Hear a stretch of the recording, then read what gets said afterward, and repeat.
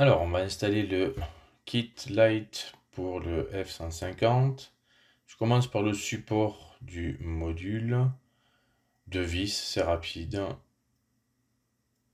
Puis le module derrière aussi, 2 vis de plus. Le câble noir et bleu est le câble qui permet au module de dialoguer avec le récepteur. Il y a 2 sorties qui vont directement être mises dans le récepteur. J'enlève le capot du récepteur, il est étanche. J'enlève aussi le deuxième, là où les fils passent pour éviter que l'eau rentre aussi dans le récepteur. Je dévisse aussi le support de batterie, ça permet de faire passer les câbles plus facilement. Je dévisse aussi dessous afin de libérer le bloc du récepteur. Plus facile pour travailler, pour passer les câbles, ça évite de les casser. Le bleu ira dans le canal numéro 1. Le deuxième fil sert de contrôle Y pour les gaz. Cela permet quand vous reculez d'avoir les lumières blanches de recul et le stop quand vous freinez qui s'allume. C'est plutôt sympathique. Faites attention, les câbles sont assez courts. Si vous tirez trop dessus, ça va se dénuder. Il y a plus sympathique. Voilà, on les glisse les deux dessous, le raccord double qui va sur les gaz, et après, il faut tout remettre à l'intérieur. Bon, c'est assez fastidieux, hein, c'est ce qui prend le plus de temps finalement dans le montage du kit, parce que il y a pas mal de place à faire, hein, et les câbles sont assez courts. Mais bon, on n'a pas le choix, faut bien le faire. Voilà.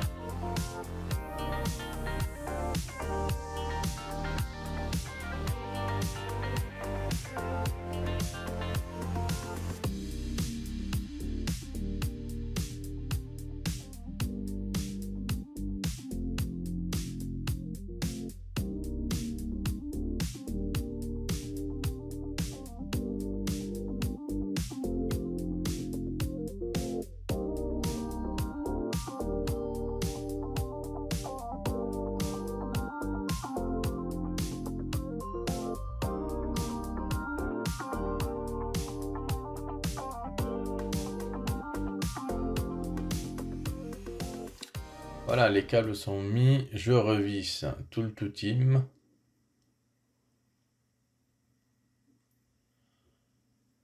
Ça prend un peu de temps, mais c'est pas si compliqué que ça, donc c'est chouette.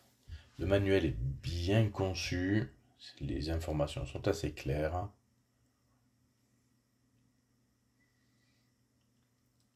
Un collier, histoire de serrer les câbles.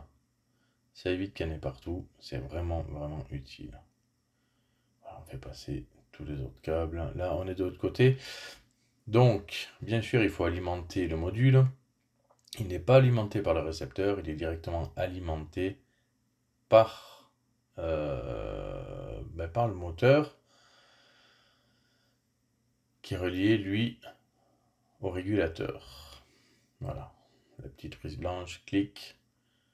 Et puis, histoire que le régule envoie la bonne intensité. Bon, c'est du 2S, donc ça va, il y a pire. On branche le petit connecteur JST. Pareil, tirez pas trop dessus.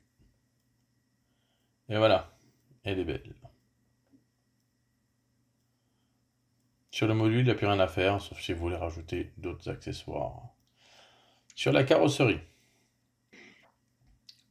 elle est superbe. Il y a un petit accessoire qui permet de maintenir les câbles en place. Il y a 1, 2, 3, 4, 5. On les enlève. Ça permet de libérer la calandre.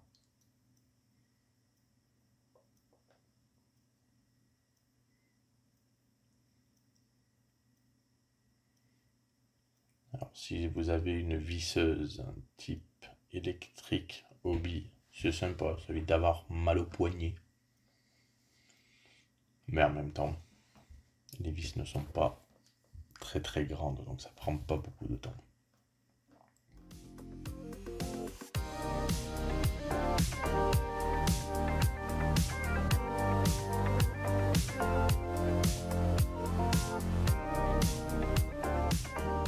Je n'ai pas rencontré trop de difficultés avec tout ça, donc c'est bien.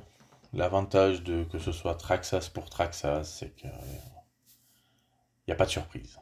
Une petite vis à enlever sur le cache qui protège les phares plastiques. Et puis, tout enlever. Clic. Et on installe le nouveau. Tout est fait, c'est de la LED. C'est vraiment, vraiment bien fait. Il y a deux câbles qui sortent, c'est pour relier le phare de droite au phare de gauche. Ça fait des câbles en moins qui vont être tirés vers le module principal qui sera accroché à la carrosserie. Pareil, on enlève, on remet le cache noir, la petite vis. Ça jointe parfaitement. Voilà. Aucune difficulté rencontrée à ce moment-là, ni à aucun autre. Finalement, encore une fois, le manuel est bien conçu. C'est peut-être ce qui fait que ça coûte un peu cher, mais au final, c'est bien pensé.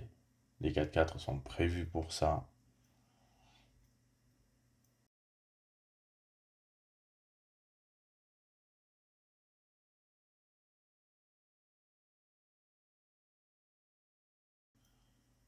Alors, complet, démonter, remonter, il faut compter 1 heure. Voilà, superbe calandre. En plus, chromé, comme ça, elle est sympa. Voilà, là, j'attache les fils. Je me rends compte, il faut le faire après. Voilà, une fois que la calandre est reposée sur la carrosserie. Voilà.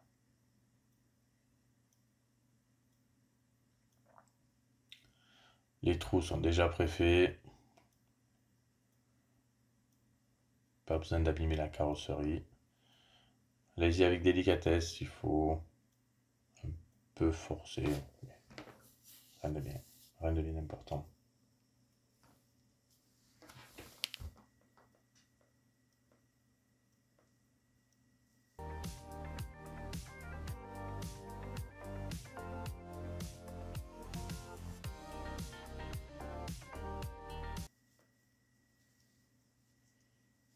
Voilà, une fois que les câbles sont sortis, là vous pourrez repluguer ou reconnecter les deux phares.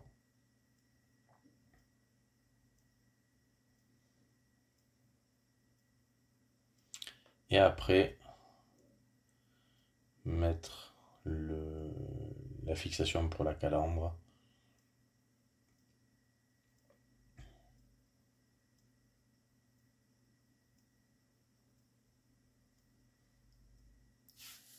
Faites attention de ne pas pincer les fils avec les vis, ça arrive facilement.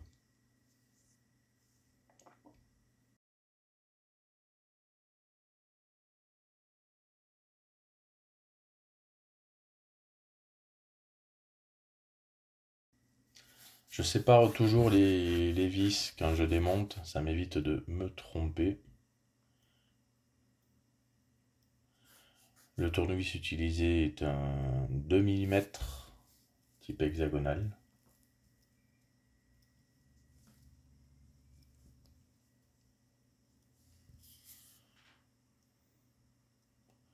Du bon matos qu'on peut trouver partout.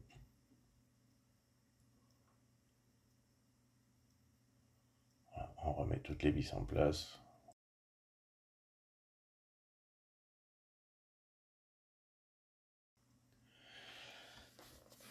La petite LED qui donne les feux de position. Aller jusqu'au clip. Ça résiste assez bien. Moi j'ai ma pince Tamiya, c'est sympa.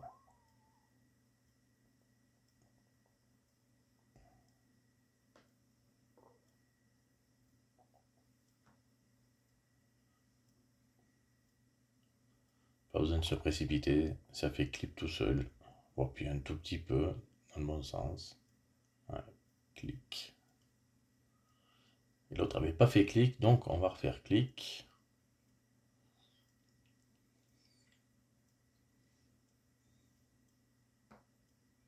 Voilà. Ok, on va...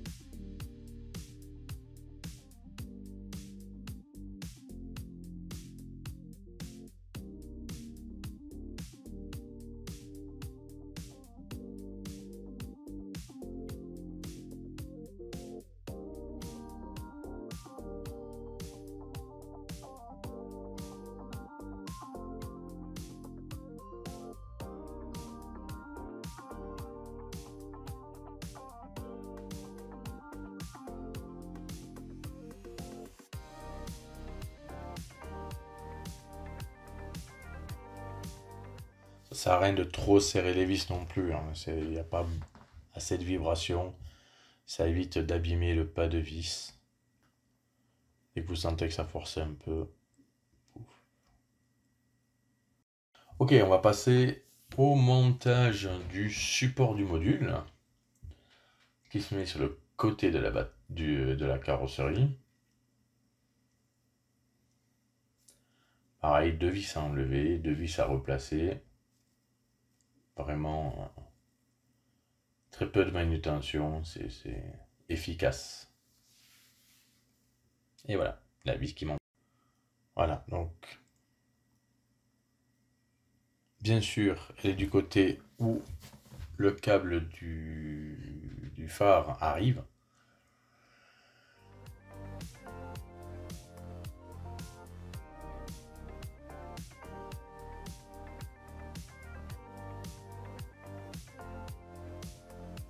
C'est mieux avec la caméra toute proche. Pareil, chaque fois que je prends une vis, j'ai ma petite caisse bleue sur la droite, je mets dedans, ça évite de les perdre. Et hop, on remet en place.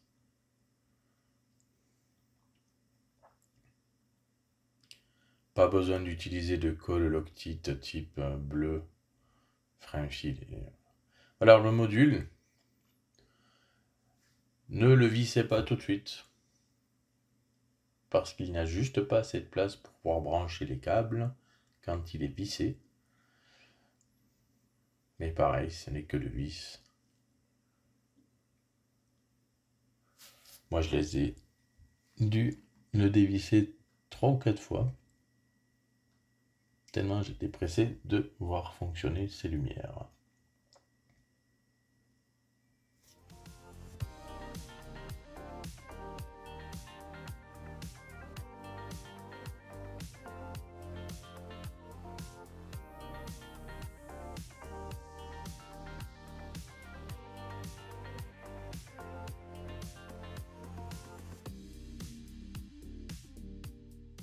Donc il y a des lettres de A à N. C'est très bien indiqué, les câbles sont facilement reconnaissables. Là on est sur le G et le H. Et il y a un double jumper à mettre sur le F.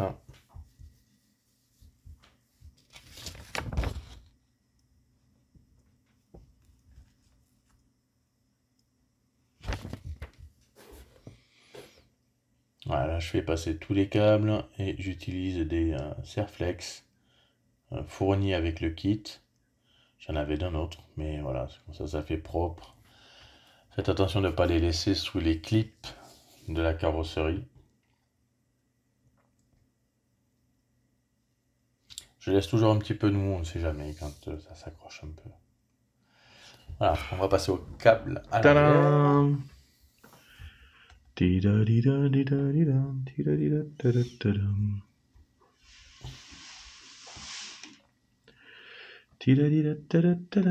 Oh.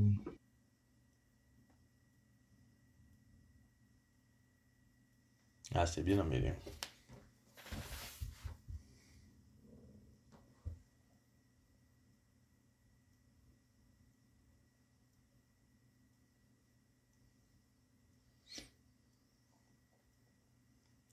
Là, on est sur le C, puis après le B. Et oui, j'avais déjà vissé.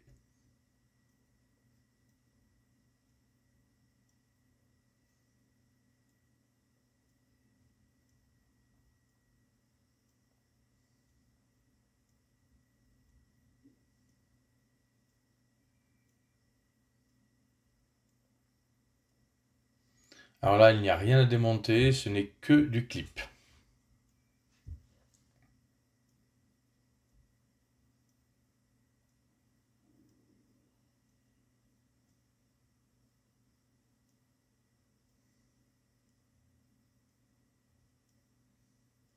On verra mieux là. Donc il y a le feu de position. Il y a les feux arrière.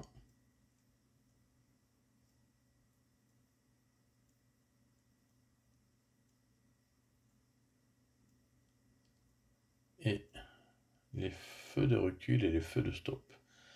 C'est la taille de la LED qui vous indiquera où doit se mettre la différente LED.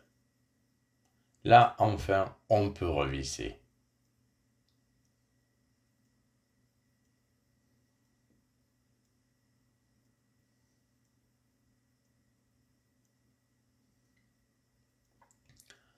Alors bien entendu, le module, hein, le câble tressé, bah, il est directement au-dessus de celui qui est à côté du régulateur. Là, il n'y a pas de câble qui traîne sur la batterie, etc.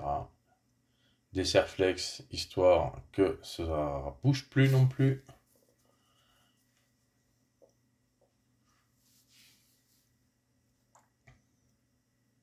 Alors, il y a plus de possibilités sur le Bronco 2021. Mais ma foi, il y a assez d'endroits où attacher vos câbles.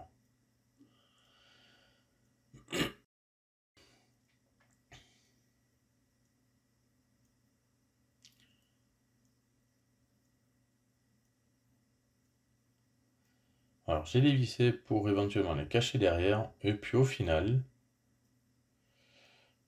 il se trouve que Traxxas fournit avec le kit 3 petits pods avec autocollant double face. Voilà, juste à enlever. Moi je les ai posés juste devant l'arceau. On peut faire passer les câbles et faire passer un serre-flex à l'intérieur.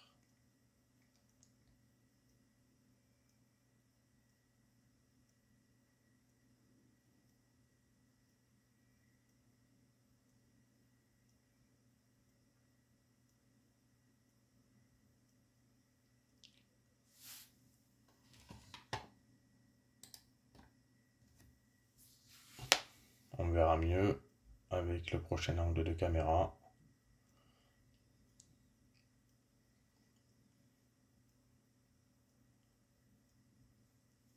Voilà, donc là on voit les deux pads à droite et à gauche.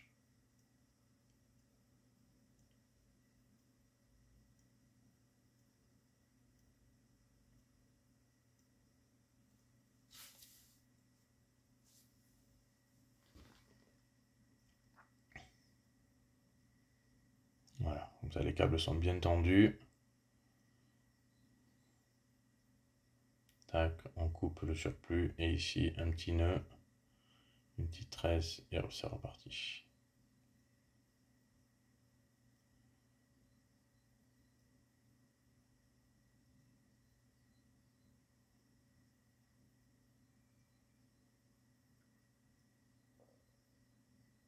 Voilà, comme ça gêne pas la fermeture du kit. Hop. Même chose pour ce côté-là.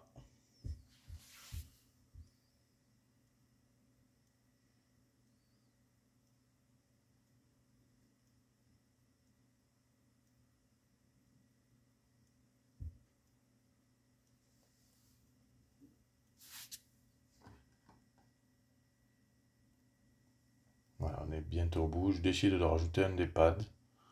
Ma foi, c'est plus simple. Voilà. Comme ça, laisser un peu d'espace pour les LED, ça évite qu'elles se tordent. Il faut que le fil doit avoir un petit peu de mouvement. Et c'est terminé.